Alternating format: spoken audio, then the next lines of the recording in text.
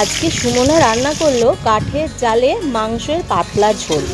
চলুন তাহলে আপনাদেরকে দেখানো যাক আজকে সুমনা কিভাবে পাতলা মাংসের ঝোল রান্না করলো। সুমনা প্রথমে কড়াই তেল দিল, তারপরে চিনি দিল, তারপরে গরম মশলা ফোড়ন দিল, ধীরে ধীরে পেঁয়াজ রসুন টমেটোটাকে হাত দিয়ে চটকে দিল, তারপরে আদা জিরে বাটা হলুদ শুকনো লঙ্কার গুঁড়ো নুন দিয়ে ভালো করে মশলাটাকে আগে কষিয়ে নিল, তারপরে মাংসটা মশলার মধ্যে দিয়ে দিল।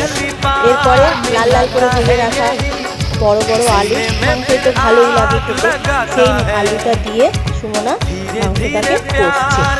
ভালো করে কষা হয়ে গেলে তারপরে সুমনা তাতে গরম জল দিয়ে দিল। এদিকে সুমনা কি করলো না, শিল নোড়ার মধ্যে গোটা গরম মশলা ভালো করে বেটে নিয়ে মাংসটা